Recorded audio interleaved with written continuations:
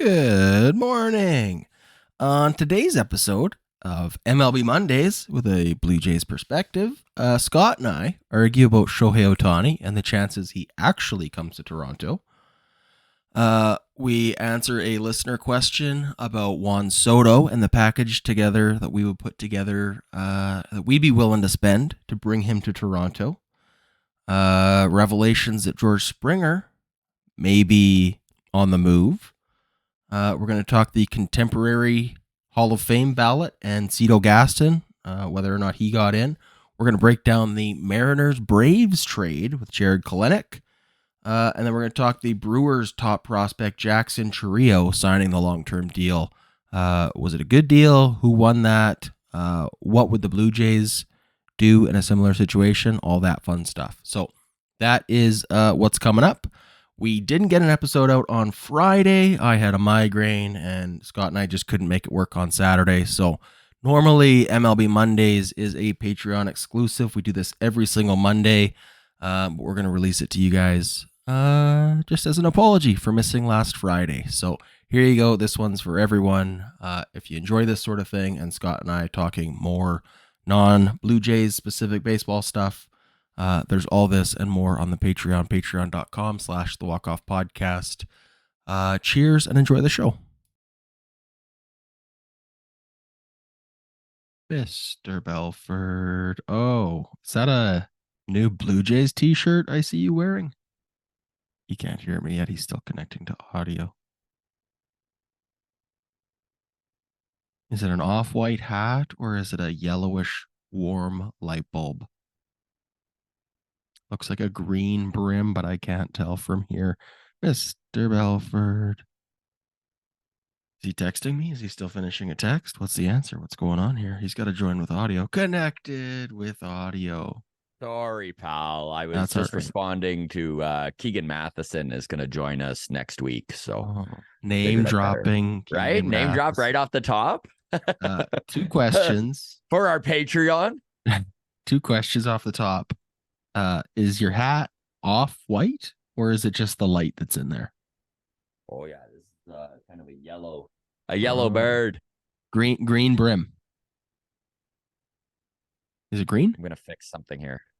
Is this green? You can't hear me now. I've lost you. No, I can hear you. Now I'm in my headphones instead of just. Right. Does it sound better or no? I'm tone deaf and I couldn't carry a tune with a bucket, my friend.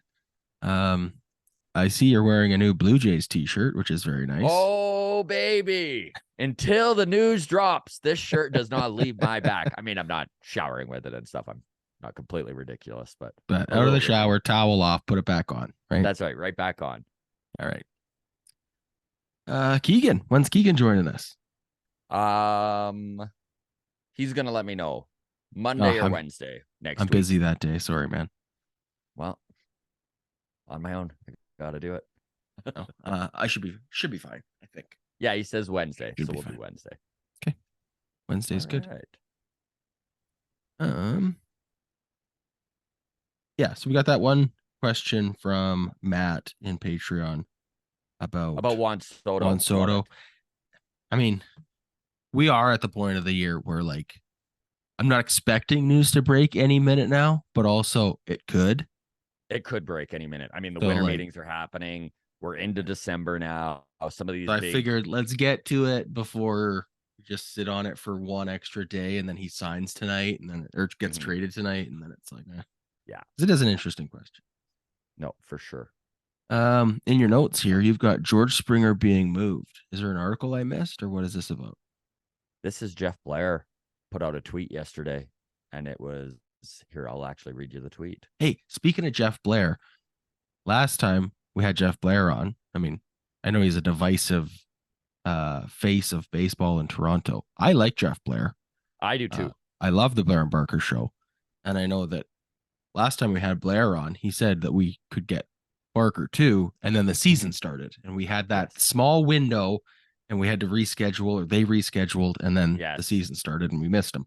We need to get both of them on this offseason. I will send him a message as soon as we're done here. That's on me. I've completely You're good. Followed up.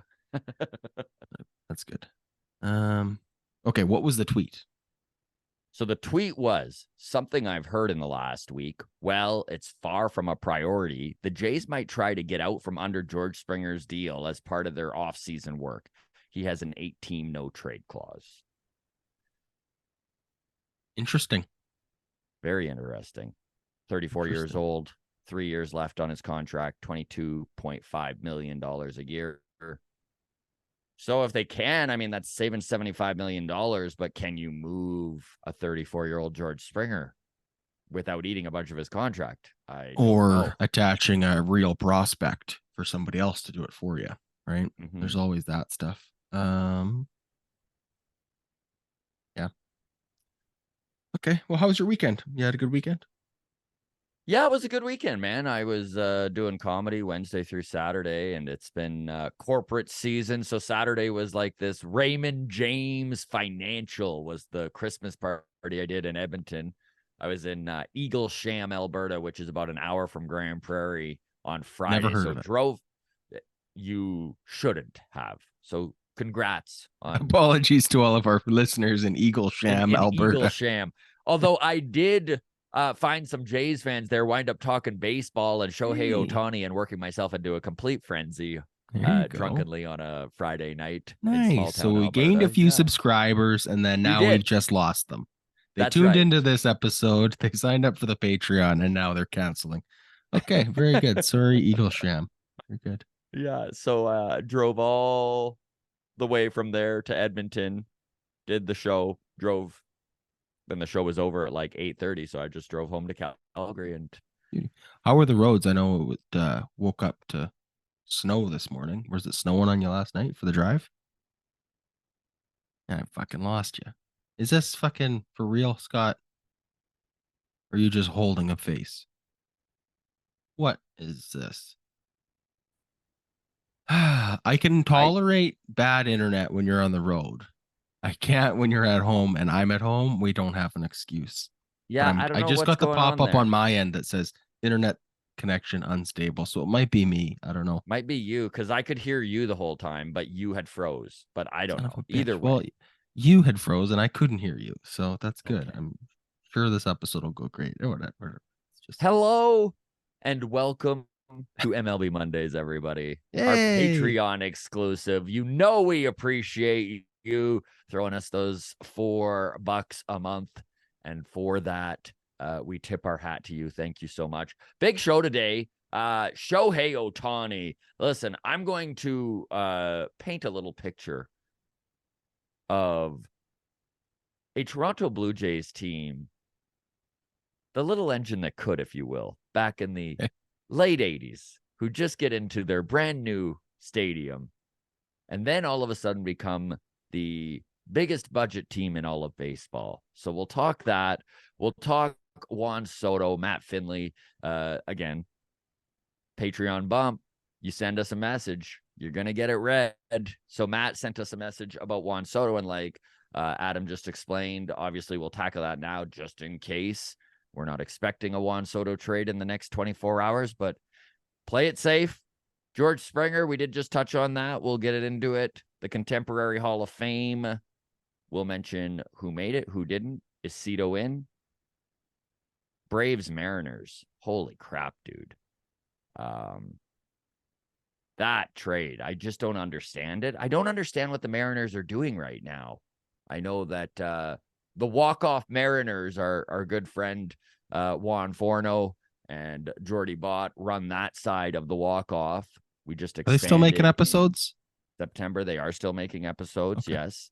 And I was messaging with them this morning, and both of them are in a tizzy, if you will. They are not overly pleased with the direction the Mariners are going in. Really? I threw out there, I'm like, maybe they're making room in the budget for Ohtani. And both of them are like, shut up. Just shut up. Yeah. So we will talk that Mariners trade. Real question then. Are they doing audio only for their podcast? Because I checked them out like a week ago, and the last episode they had was like October, unless they have a new channel that I didn't see. No. So Juan was saying they've been putting out audio. He does have a video editor now and is going to start releasing. I don't know. Okay. They're getting it together though, from what I've been told. Hey, you know what? I remember our first year of doing it. Mhm. It's There were still bumps and bruises along the still way. working out the Yes. bumps and bruises. So I'm definitely I'm glad they're still doing the I guess you're kicked out of Facebook, so we haven't had a group chat with them in a long time. No, we So haven't.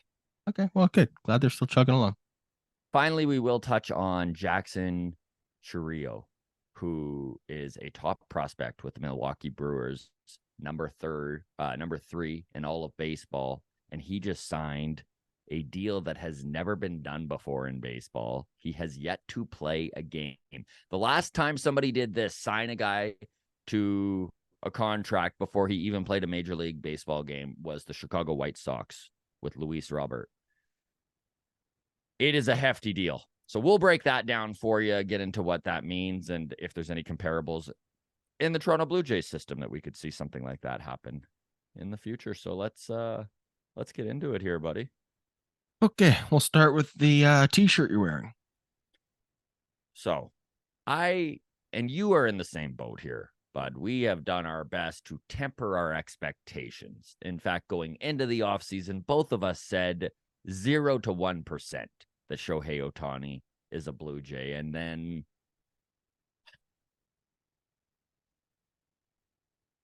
all of a sudden, it seems like this is a legit possibility. And I mean, I'm not. I know you're not on I the know same. you're okay. You go You're ahead. not. I'm so not ready to tie the word legit and I think they're possibility together. So from going from 0 to 1%. I think it's pretty safe to say 10 to 15% now. That's a heck of a lot more, buddy. I don't know. Like, you think there's a and 10 to 15% chance that the Jays get him? yeah, I really do. Yeah, I Really? think that's where it's Wow. at this Okay. point. Yeah, I think where it's at this point. Listen, let's go back to December of 1990. The Toronto Jesus. Blue Jays. All The right. Toronto Blue Jays. Listen to my narrative, Adam. I'm listening. I'm listening. I'm listening. The Toronto Blue Jays, 13 years into their inception, right? And Okay. they've been one of the best teams in baseball for 5 years at that point. Never could get over the hump. Longtime Blue Jays fans will tell you that that period, mid 80s, going into 1990, they were dominant. They just couldn't find that next level. The team was now playing in the brand new Sky Dome, right? That had opened June of 1989. By the offseason going into 1991, they had been in the stadium for over a year and packing it out just because it's a brand new stadium.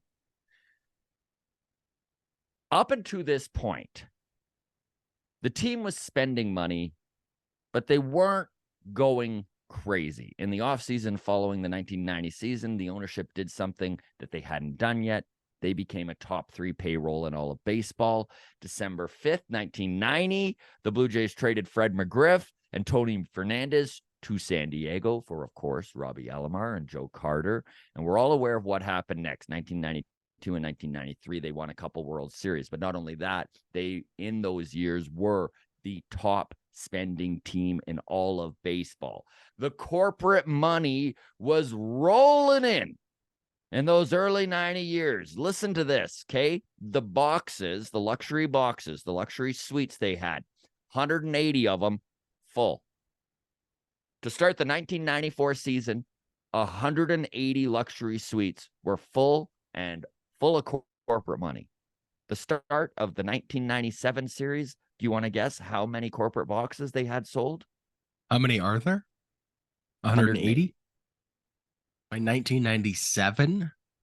90. I'll say half. 7. Oof. 7? 7. That's hilarious. And that just goes to show you, though, right? Toronto is a baseball town until the team sucks. And then we know Toronto it's a hockey town. is a bandwagon city. Oh, Raptors got Kawhi Leonard. Let me go buy a jersey. Who's still watching Raptors games? Nobody. So this doesn't mean the Blue Jays are going to go out and get Shohei Ohtani right now, and that's not really what I'm saying. However, I do think there is a strong possibility that we are in a window in this ownership where they have gone to the front office and they have said the reins are off, the shackles are off. Spend your face off for the next 2 years, which really does line up with a lot of these contracts and when things are expiring and when they lose control on some of these core players. We are all well aware that Bo Bichette and Vladimir Guerrero Jr. are free agents at the end of 2025. You look at Chris Bassett, his contract expires at the end of 2025. Both Gosman and Springer are done at the end of 2026. It is all lining up like we've got a 2-year window here. The Blue Jays just spent $300 million on renovations to that Rogers Center. They are in line to most likely get the All-Star game in 2026. This is a time for this ownership group to see what can happen here. Shohei Ohtani, the amount of value he is going to give to Rogers as a corporation, because think about this, Adam, right? You all of a sudden have exclusive rights to have Shohei Ohtani in all of your commercials. Double dip it. Not only are you're paying for him there with the $500 million you're giving, pay him again for the commercials and the sponsorship and stuff like that, right? Because it's like, this is what Rogers has created with this Blue Jays team, is a snake that eats its own tail. It's just one group handing money to another group that then, like, the money just stays within this wheel here. They own the broadcast company. They own the team. They own the media corporation. Like, there's nothing like this in baseball. And again, I'm not saying that this is why they're going to get Shohei Ohtani, but Adam, this is why they're going to get Shohei Ohtani. Like, well, there you go. Too bad this isn't going on YouTube because you just wrote our title for the YouTube video. This is why. This is why. Man. I mean, I'm not getting my hopes up, but I could see the sales pitch that's made to ownership, like when you put it like that, to say, hey, if we go get Shohei Ohtani, give us $600 million to offer him. Let's just say the next highest bid is $500 million. Give us an extra $100 million to sweeten the pot and show them we're serious and blah, blah, blah. And then if they want to demonstrate by pointing back to 1990, it's like, hey, look, we'll sell out every game for the next 2 years. All of our corporate boxes all sold out. I get it. There is a plausible pitch to ownership to release the purse strings more than they already have been. I have another angle here for you, Adam, that I would only say on Patreon, because obviously this doesn't need to be out in the public view, in the public viewing world. But everyone acts like Shohei Ohtani, why would he ever leave America? Like, there's some sort of deep love that the Japanese have for the American culture and country itself, right? Like, maybe a little revenge for some great grandparents, right? Go to Canada, win a couple World Series. Okay, we'll reel it in. My apologies. Yeah. Okay, you might have to cut that from Patreon. Yeesh. Really treading in some really radioactive waters. I don't know, man. Like, even when you read up on the fact that the Blue Jays are in on this, and MLB media around the league really frames this front office like they're a conservative front office. But man, I don't view Shapiro and Atkins as a conservative front office. And you can weigh in on this, but I mean, they have signed some big time free agents. They've traded highly touted prospects, including multiple first rounders. They've moved on from beloved veterans because they weren't ideal fits. I mean, they might not be slinging their gun at their hip type of a front office, but I don't think that they're overly cautious. No. I guess the conservative feeling probably comes from the fact that we still haven't offered Bo or Vladdy big money. That has to be like the big factor in that opinion, right? Is that where the Atlanta Braves are handing out $100 million contracts to rookies. The Blue Jays are like, well, let's see how this goes. I don't know. Conservative does not quite feel like the right word for the Blue Jays. Gunslingers definitely doesn't feel like the right word either No, to describe them. no, Um, calculated, I think, is a more fitting word than conservative. I like that. Calculated is the word for them. I mean, in Springer's last full season with Houston, he had a 974 OPS. He was an all-star for a third straight year. I mean, when they went out and got Ryu, he was a Cy Young Award finalist that year. So, like, again, conservative is not the right word. Nope. Calculating is. And, once they target a player, they go all in for him.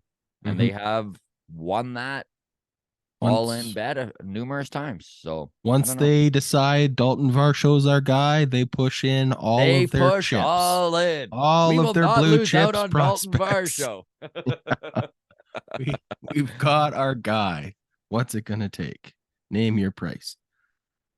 So, we're talking wild and outside the box possibilities like Shohei Ohtani. Let's get into Juan Soto because I think this one is more realistic than Shohei. yes, I would agree. Um, because Soto doesn't get a choice. This is on the Padres front office as to where Juan Soto goes. Yeah, definitely. I think it's up to. Oh, there are still other teams that are a factor, like the Yankees have been tied to him. Obviously, it would make sense for the Yankees. Let me just read this question here. So this is from Matt Finley in Patreon. Thank you, by the way, Matt. We're getting to you a day early just in case. The gist of the question is, what assets would each of you, be willing to give up for Juan Soto? So I think I pose it to you as this. You have a crystal ball. Maybe I didn't pose it to you like this. I put it in my notes as this. We have a crystal ball where we have Shohei Ohtani, but we lose either Bichette or Guerrero, right? Can't afford all three of those contracts. Or we get Juan Soto, keep him long term, but lose Vlad or Bichette. Or we keep Vlad and Bichette, but we don't get Shohei or Juan Soto. Do you have a preference in one of those three outcomes? I mean, I think the best players out of those four are Shohei Ohtani and Juan Soto. So you want the best players on your team, you can. And I absolutely love Vladimir Guerrero Jr. He has some deep roots in Canada. He's got that history of his dad playing in Montreal. He was born in the country of Canada. He had mega hype behind him. He had one of the most incredible seasons we've ever seen someone in a Toronto Blue Jays uniform have in 2021. Bo Bichette has been absolutely incredible with the amount of games he plays every year and how much he has shored up his defense. We already know he's an elite offensive talent. So, yeah, it would really suck to lose those two. But, I mean, if we're picking and choosing here, yeah, I take Juan Soto and Shohei Ohtani. You can't have both. You can't have both. You can't. Well, obviously, Shohei's number one. Okay, Shohei's number one. Hot take. I would rather have Juan Soto than Shohei Ohtani. And that's fair. I can see that.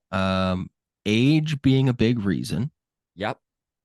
Juan Soto 25, Shohei Ohtani, I believe, is 30. 29, coming up on 30. Maybe he's 29. Double check age. You're 29 years old. He turns 30 in July.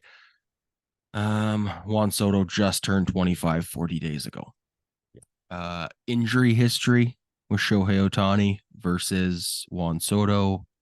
I think give me the 25-year-old who's healthy over the 29-year-old with two arm injuries. Tommy John surgery, yeah. Yeah. And not his first arm injury either, right? Yeah. And then on top of that, you're gonna have to pay more for Shohei than Juan Soto. Like whatever the dollar figure is, maybe it's 600, maybe it's 500. Juan Soto isn't getting that much money. So I don't know that Shohei's ever going to pitch again. Like whatever the contract is that you got to give him, you're going to have to pay him as a hitter and a pitcher, even though he may only ever be a hitter ever again. So now you're paying 500 million for a DH. Mm-hmm. Man, he's got to fucking hit 60 home runs a year for the next 10 years to pay off that contract. I don't care how much we can put him in a Subway commercial or a TD Bank commercial. That's a lot of money for a DH. Whereas Juan Soto, age-wise, coming into his prime.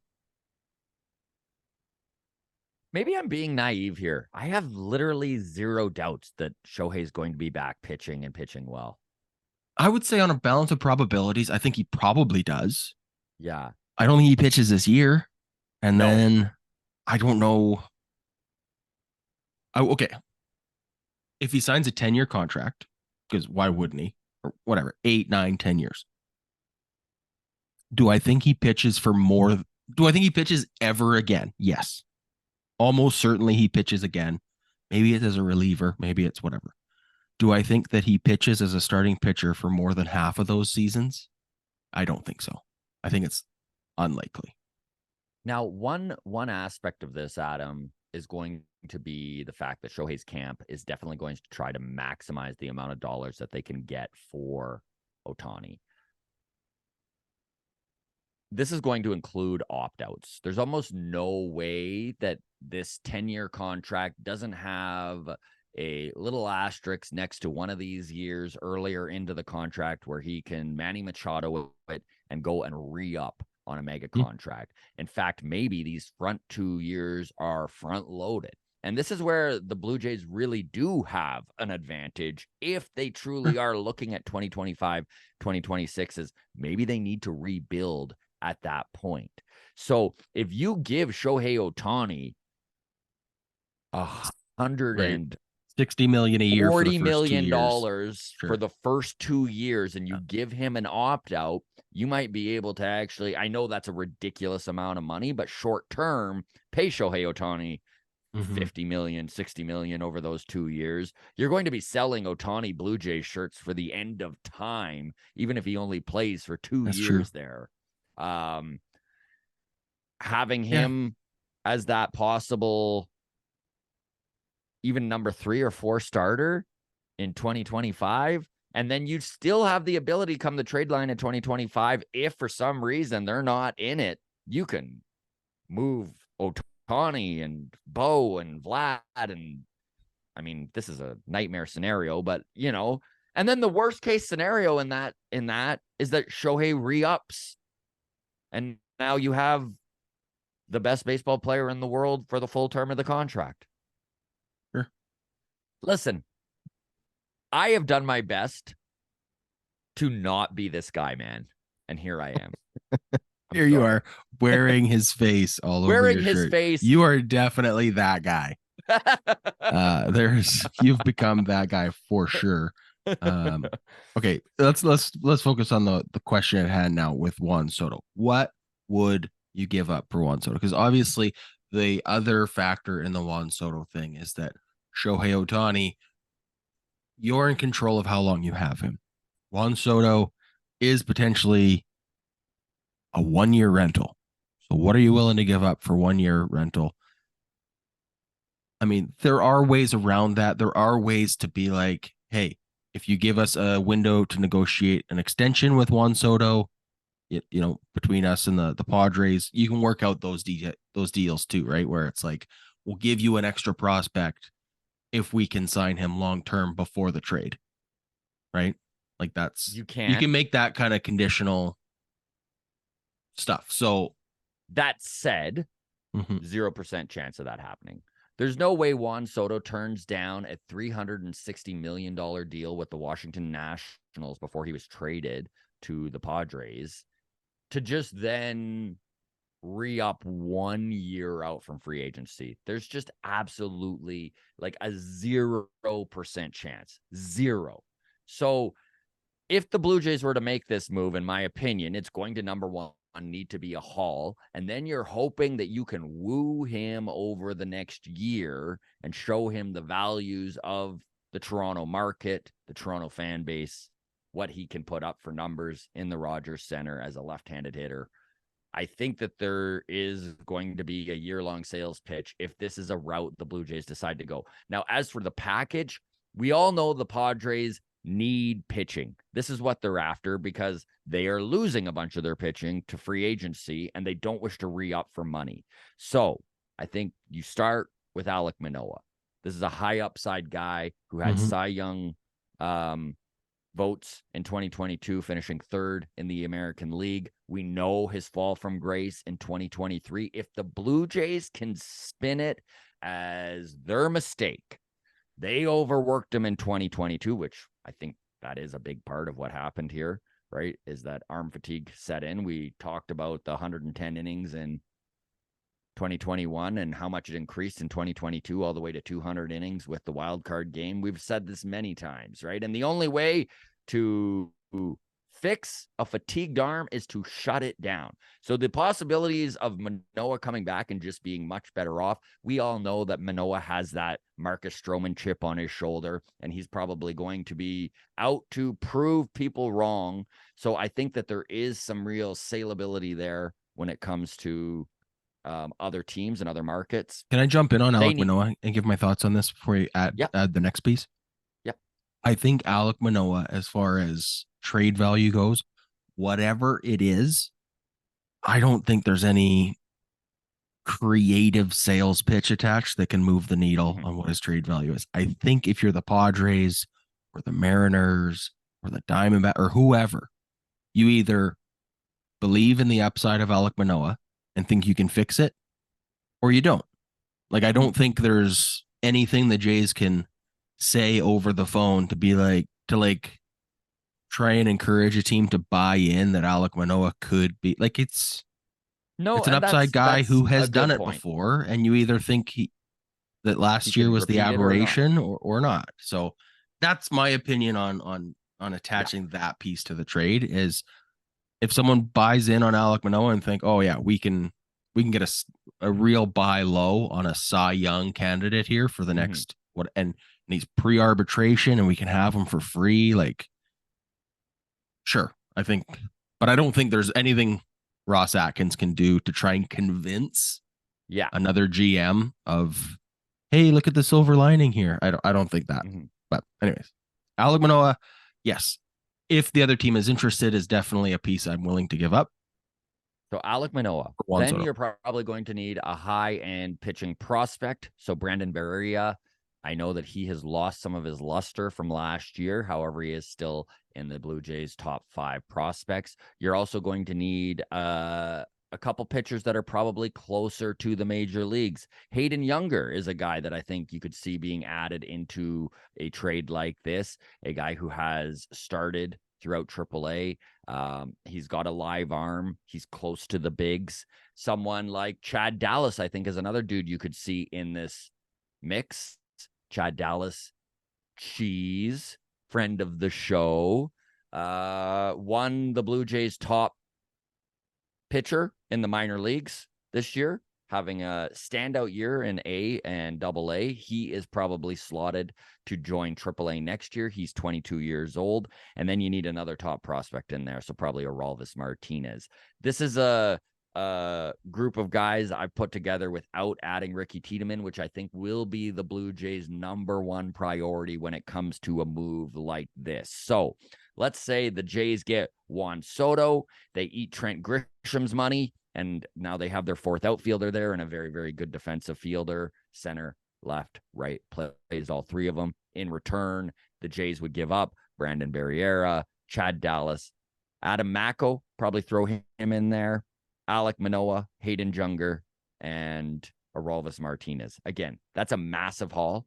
The Blue Jays are giving up a lot of their top prospects in that scenario, and you get 1 year of Juan Soto. I'm going a different approach. Okay.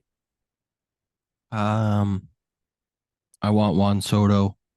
It's conditional on a contract extension before the trade happens. Not interested in a trade at all. If it's for 1 year of a rental, no thanks. I'm out. Completely out. Like that's my so if I'd rather overpay and add like whatever your trade package was. If they say, okay, sure, you can have Juan Soto for 1 year with that, I'd rather say, okay, you can have all that. We'll also give you Ricky Tiedemann conditional on we get to sign him to an extension before the trade. If we can't sign him to extension, no trade happens. But if we can sign him to a $400 million 15-year contract, you can have Ricky Tiedemann too. Now, as far as your players go, Alec Manoah, I think, makes sense for 1,000 reasons. I think I would also look at taking a guy like eat more dead money from them. Like, so if whichever of their big contracts they also want to shed, whether it's a Yu Darvish or whoever, yeah, give me his 15 million at 37 years old or whatever. We'll overpay. And I I I think if I'm getting Juan Soto, I'd rather give up either Bo or Vlad to reduce the amount of prospects we have to give up. So if we could give Bo Bichette and not have to give Ricky Tiedemann and everything else in the deal stayed the same, I'd rather do that. Only because, and Bo and Vlad are interchangeable names in this package for me. Only because if I've signed Juan Soto to a $400 million contract, I can't sign Bo and Vlad to $300 million deals as well. So I know that part of that, if we're getting Juan Soto, means one of the other guys goes. So might as well get rid of him now and then hold on to Ricky. So for me, that's where my package kind of is. That's fair. I feel almost the opposite of that. I say you hang on to Ricky Tiedemann no matter what. You deal with the fact this is a rental. And if you can't sign Juan Soto in free agency next year, maybe it's time to strip it down as much as I don't want to say that, dude. But if you are 1 year away from free agency as Vladimir Guerrero Jr. and Bo Bichette, bloodlines, dads who know how the business work, you're going to free agency. There's just no way they're not going to free agency at this point in my mind. Maybe the Jays can get something done. You never know. But I don't even know if the front office views them as 10-year, $300 million guys. And someone will. There is someone in baseball who will view those two as that, especially if Vladdy rebounds this year. Well, I think we had this question on last mailbag, but the idea of like, even if Vladdy has a rebound year this year, I think it was Johnny asked, you still wait, right? Like wait a second year because having 2 good years back to back doesn't really increase his price. And that's why I'm like, oh, he's going to free agency. Like I just don't. This off season is the season to sign either of them to whatever the big term contract is, right? And there's no way you can give Vladdy the full value that he evaluates himself at after what we've seen from him last season and even the year before, right? This may He's be 2 seasons removed from his great season in 2021, where it's been on the decline. So there's no way you can give him the full value that he sees. So he's got to redo it this year. And then, if he goes good, now he's a year away from free agency. And I just don't. I do think that Bo Bichette we could sign. I think that we have to give him a lot of money, though. I think he's going to be a $300 million guy. I mean, you can argue over whether or not he's worth it, but like worth is. If Xander Bogaerts is worth it, Bo Bichette is worth it. That's what I mean, right? Like worth is so relative to the circumstances in which you find yourself, right? Like we've done this before, but like you look at the other shortstops available that free agency season, and there's like he's the only guy, right? We're talking about Matt Chapman getting $150 million. Matt Chapman, who couldn't hit himself out of a wet paper bag, Matt Chapman is going to be 150 million because there's no one else. Yeah. Guys are like, there's teams that are like, we need a third baseman. He's the best one available by a mile.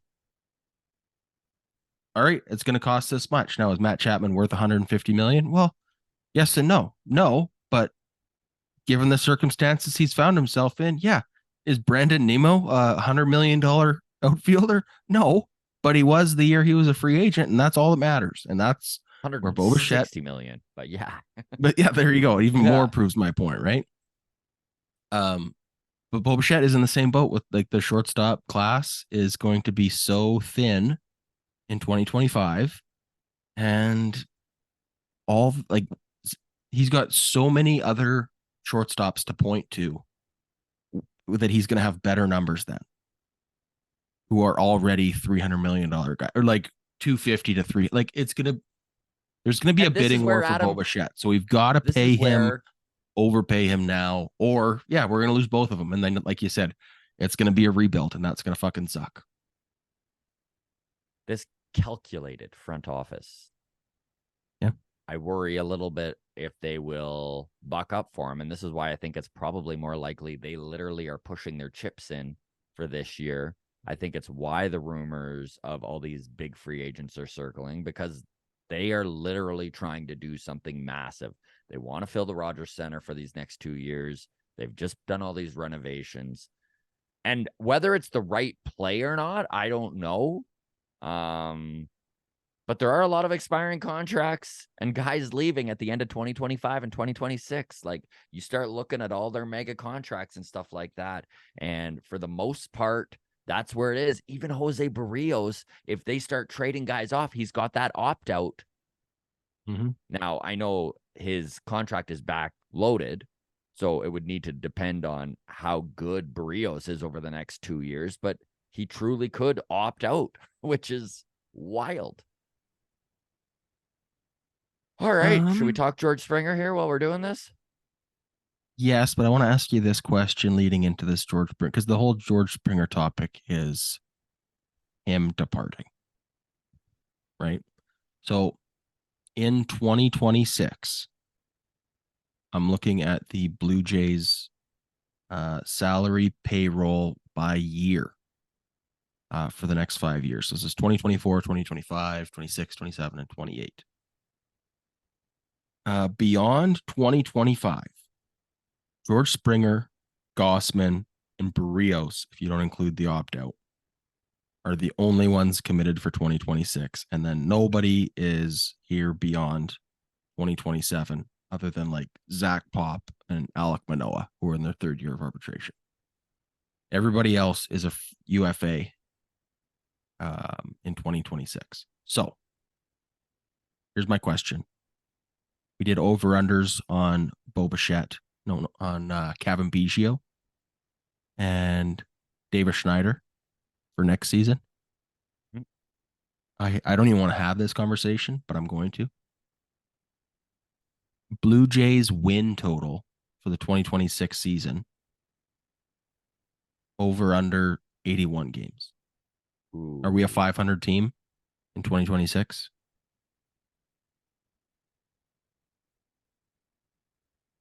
Looking at the landscape of this team right now and the way that everything has been set up and all the contracts have been lined up, I'd say under. There you go. For the 70 people in Patreon, what do you think of that? I'll put a poll up on Patreon today. We'll see how everybody votes. I'm kind of with you.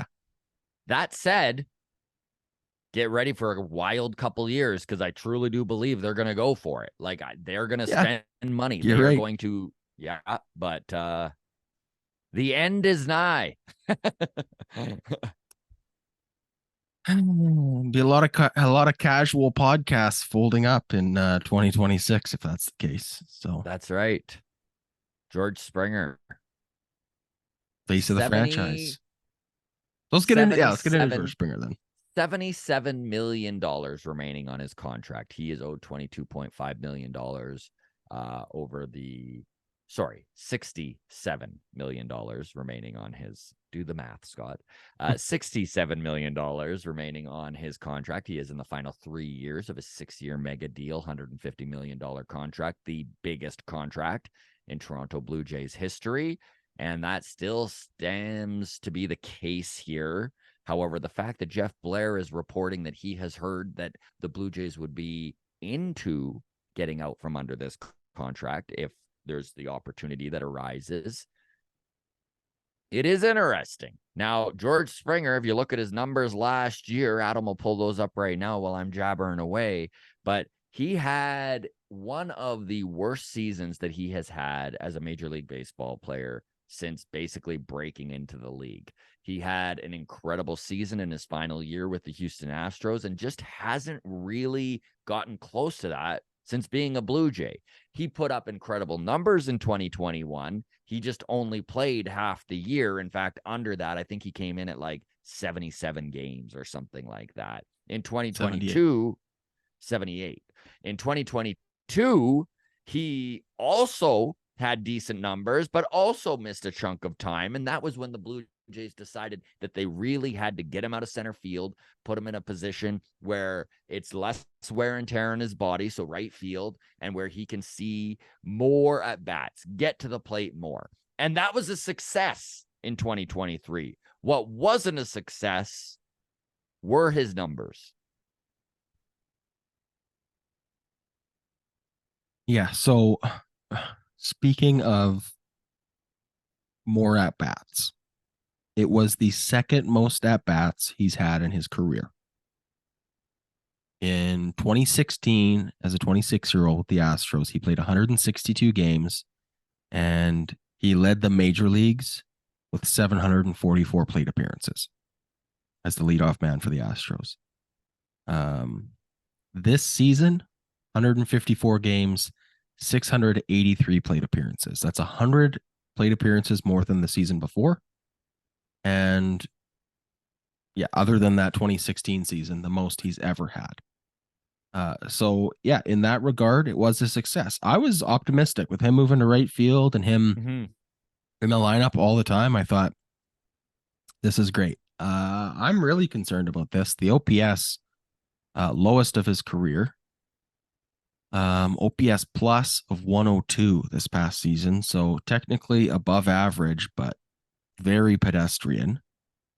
The previous seasons, 132, 141, 141, 150, 141, 125, 129. So offensively, the worst production he's ever seen. At 34. At 34 years old. Other than the COVID season, even accounting for games played, this was the fewest home runs that he had hit since 2015. So the home run, like the power in his swing just isn't there anymore. I don't know how else to say it nicely. 2019 with the Astros, 39 home runs in 122 games. That's like a 60 home run pace. That was Adam, this is where that was the George Springer that I thought we were getting. Yeah, but I mean, that was also prime trash can banging. So I don't know. It's all of this being said, $67 million. It might be a tough sell to move George Springer in this offseason, unless you do what Adam suggested at the top of the show and tack on a prospect, which here's a question. Would you again or take on another bad contract coming back the other way? I don't want to I don't want to do that. I don't want to trade your problem for my problem. Dance with the devil, you know, right? Would you $70-ish million over 3 years. So that's between 20 and 25 million a year that you're freeing up that you could then go give to whoever, right? Because it's Let's all call of him these Shohei Ohtani. all of these hypotheticals for me are with the understanding that that is money to be spent. It is not salary dumping to save money. It is salary dumping to reallocate somewhere else. So if I'm not even going to play out the hypothetical as, oh, the Blue Jays just want to save 25 million on their books this year. That's not it. It is take it off so that we can go put it somewhere else. Get Josh Hader or whatever the case is, right? We can argue about where we want to spend that money, but it is being spent with, throughout this hypothetical. So, would you would you trade George Springer for a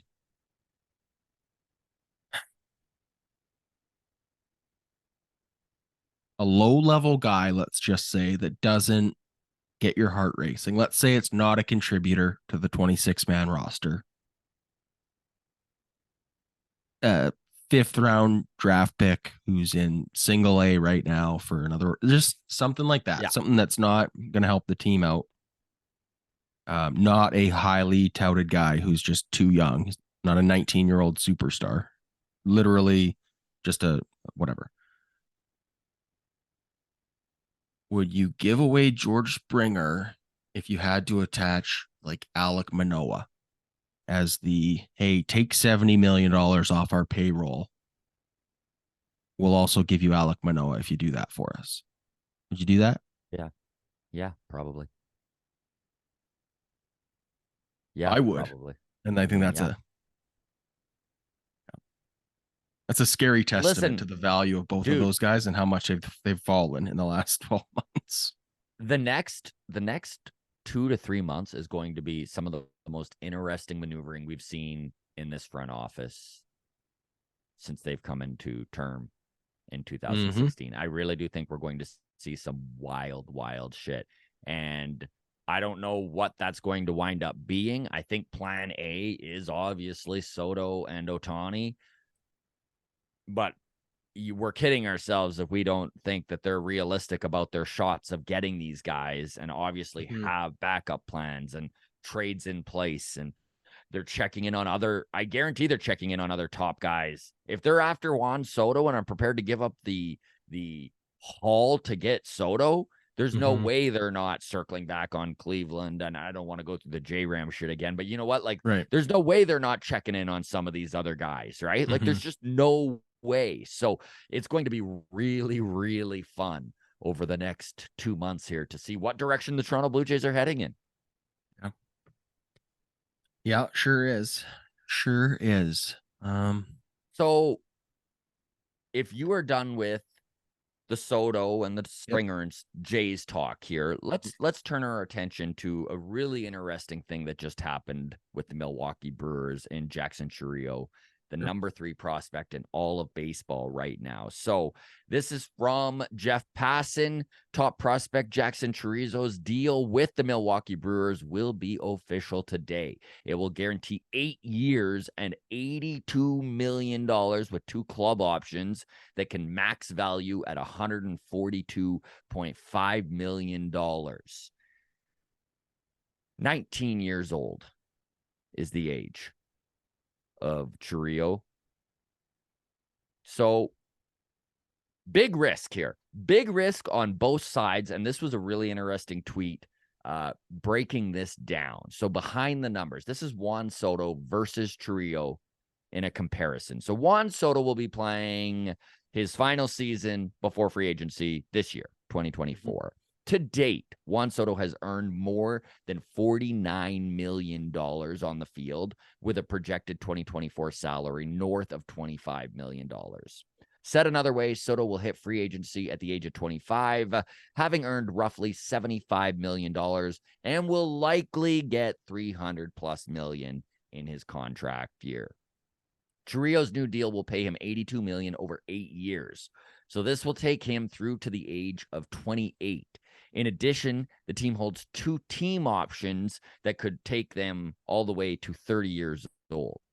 Now, it is reported with options and potential performance escalators, the deal could reach a total value of $140 million.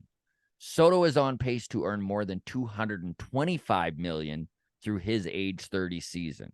Again, no guarantee outside of this 1-year arbitration deal what Soto actually gets, but he's going to get a haul. Chiriot is on pace to earn a maximum of $140 million through his age 30 season. There are $82 million guaranteed until the opt-outs or the team options, I should say. So again, very high risk, high reward on both ends of the spectrum here, right? Chiriot could be leaving a lot of money on the table, but he's also getting $82 million. That's generational wealth. That is setting his family up for literally his kids, his grandkids, like probably his great grandkids, so there is a lot of security there, and you can still make a pile of money at $30 million, but man, things can go wrong, right? We don't need to get into the Wander Franco of it all, but like things can go wrong. There can be unforeseen things that could really wind up handcuffing a small market team in the Milwaukee Brewers who are trying to find creative ways to keep their superstars. And you know what? Tip of the hat to them for doing that. I do love that. But it did make me start to think, I mean, just look at the $225 million Juan Soto's going to earn up until age 30 compared to the 140 that Chiriot will earn. That is, I mean, dude, mega money. $85 million. Like, that is wild. So it did make me think, who on the Blue Jays would this be a comparison with? Like, is there a prospect? And Ricky Tiedemann is probably the closest thing. Okay. So I'm going to throw this question out to you and to everyone in the Patreon. Feel free to chime in here. So the question is, would you be on board with the Blue Jays giving Ricky T an 8-year, $60 million deal, 7.5 AAV, with 2 club options for $20 million each? So taking him till age 30, it'd be $100 million. Now, Ricky Tiedemann, 3.68 ERA, a 1.68 FIP. This is over his age 2021 year season last year.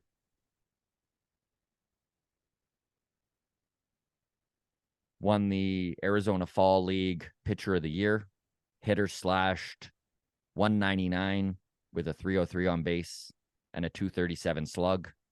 He was dominant. Or do you need to see more out of Ricky Tiedemann? And do you even think that philosophically something like this even lines up with the way this front office does business? My only injuries are so weird. Here's my only thing with, and there's probably more risk of injury with a pitcher than a position player. Sorry to cut you off there. Yeah. And a guy can become injury prone at any point in his career. I recognize that. So just because a guy hasn't had any injuries doesn't mean that he can't start having injuries. I recognize that. But I would still say give me the guy that currently doesn't have an injury track record. And Ricky Tiedemann has already been missing time with like bicep inflammation and just other like weird stuff.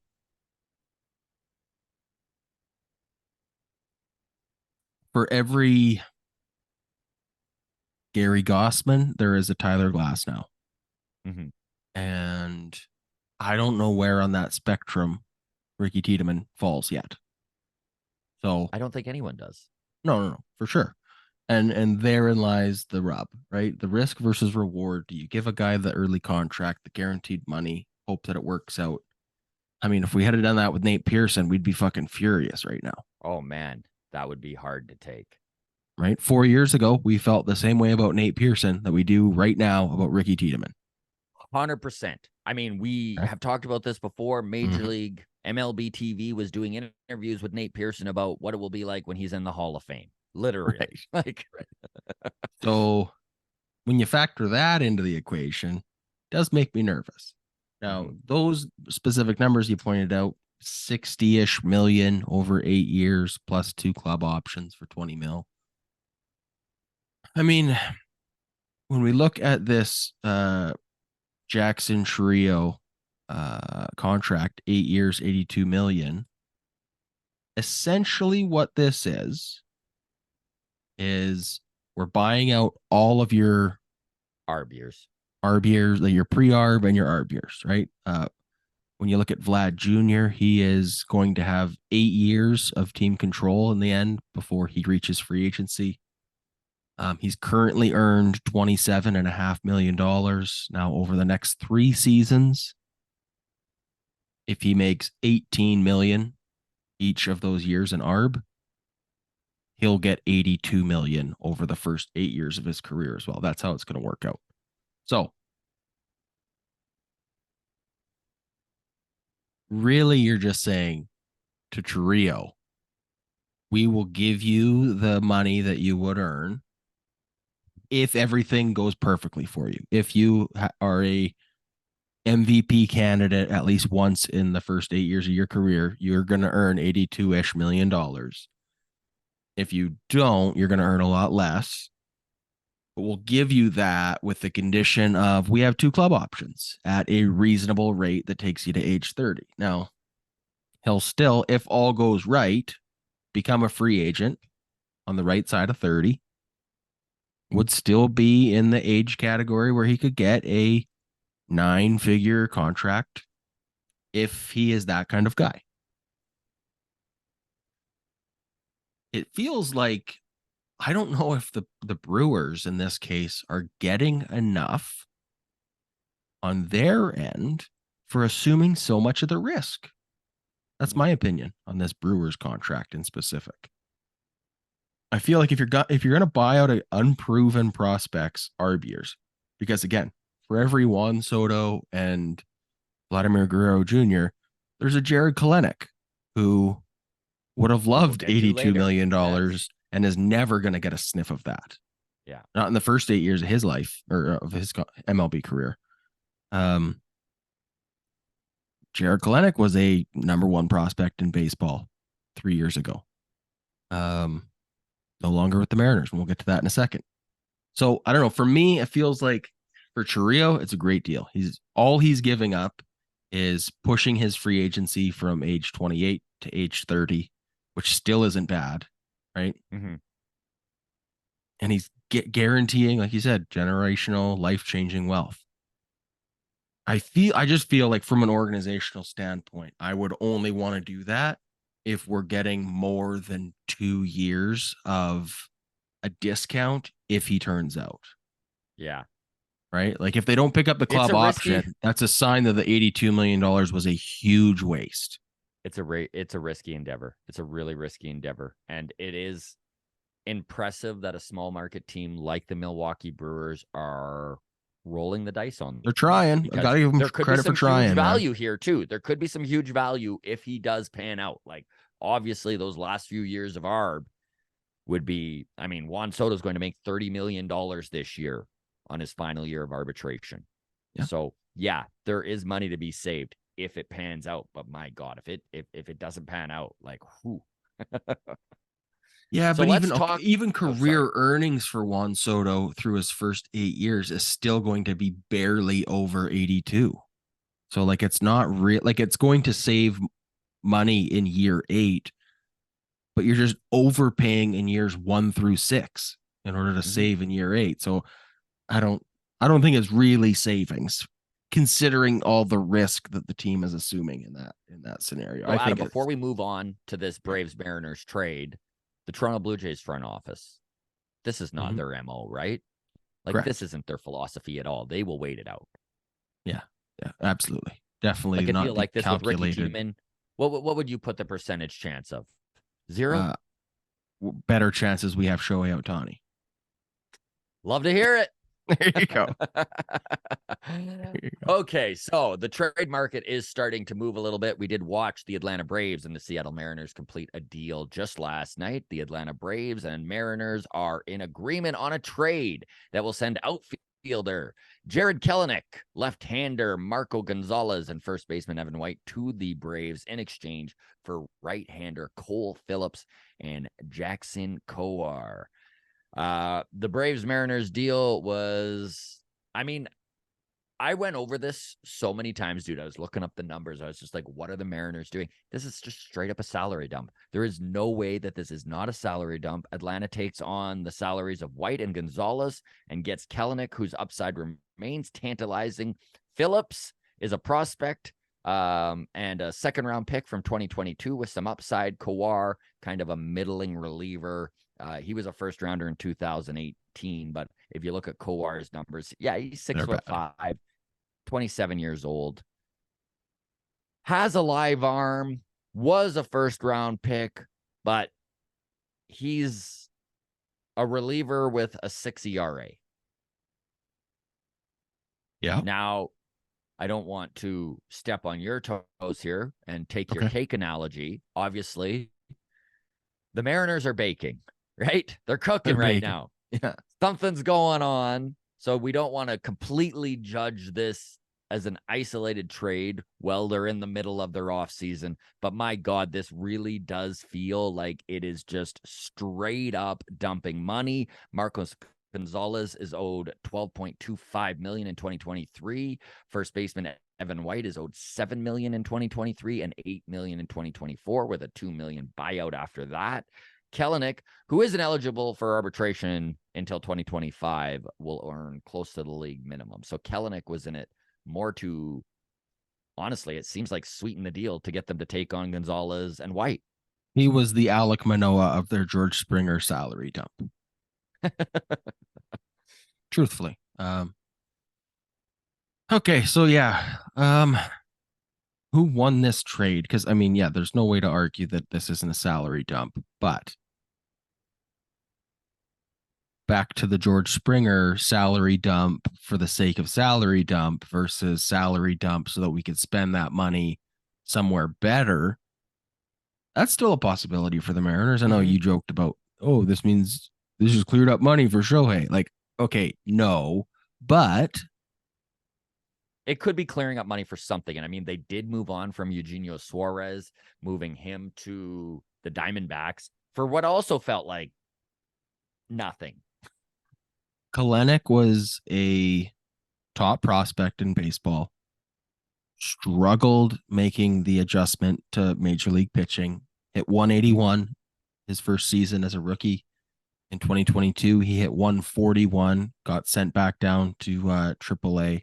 Last season, a bit of a rebound year, started to show signs that maybe he could do it, but still finished the season with a 253 batting average. Underwhelming for a guy that was their, not necessarily their Vlad, but like their guy that they were looking forward to as the future of their team. Like him and J-Rod were their dynamic duo in the minor leagues that they had to look forward to, I think. And he very much underachieved. So I don't know if you can entirely hang the term bust on him yet, but he's sure close to looking like that. Evan White, that they're getting rid of, 27-year-old. He has like First 80 baseman, games in the majors. He can't hit. Yeah, this is getting rid of money. This is not a contributing player to their team. Marco Gonzalez does add some starting depth to this Braves team. I think that it was a good addition in that case. His money is probably worth the money, and the Braves have it to spend. Obviously, Matt Olson at first base, he's going nowhere. 50-plus home run guy. Obviously, Evan White's not knocking him off, but it does give some depth within the organization to have a guy who can play first base. And it is a case of a big payroll team that can afford to eat money doing so. With the chance of Kelenic turns into something.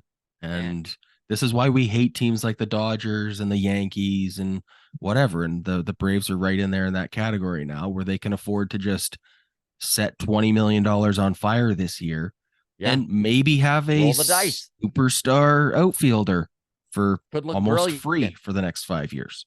Could look In brilliant. return, Mariners, like you said, getting Jackson Cower. I don't know if I'm saying that right. He does not get me excited at all. Career numbers are bad. A WHIP of 1.92 and an ERA of 6.4 last year. The career numbers even worse than that, believe it or not.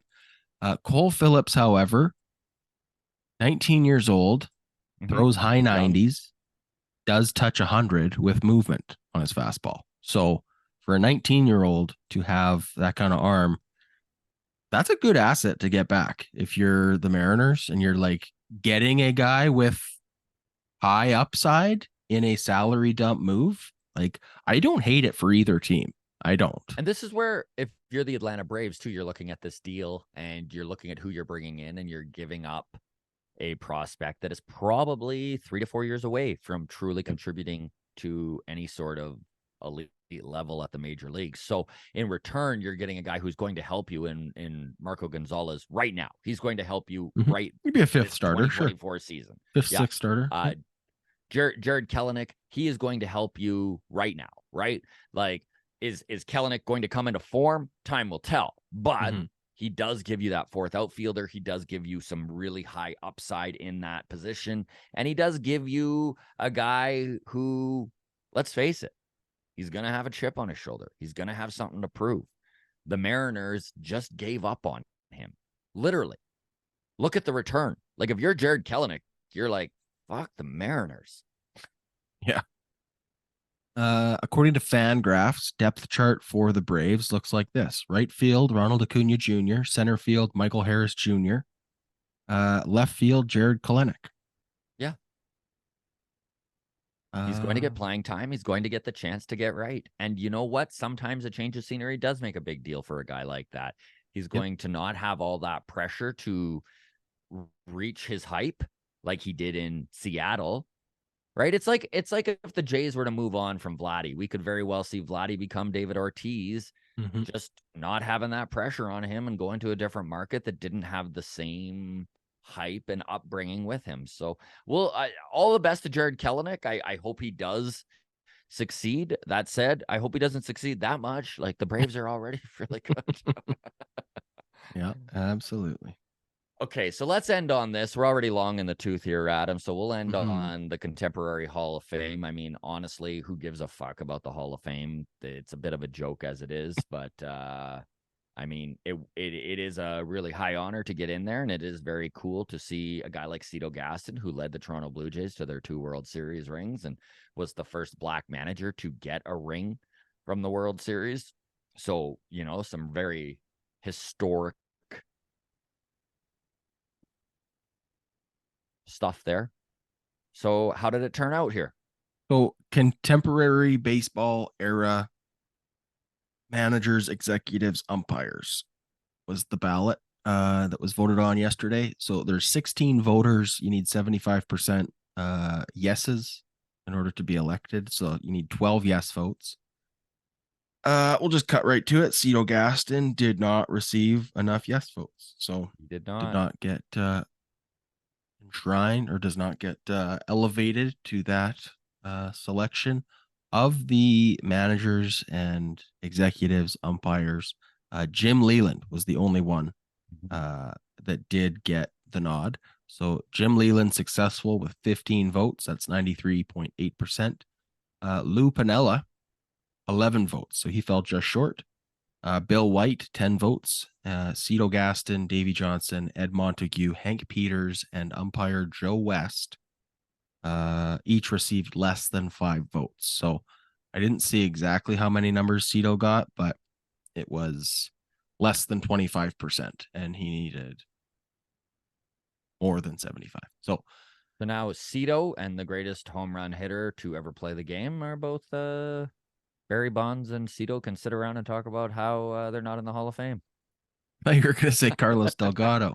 I mean, Carlos should be there too, but all right, let's I just want to quickly look at the managerial resumes of three of these guys. So Lou Piniella didn't get in. Jim Leland did get in. Cito Gaston didn't get in.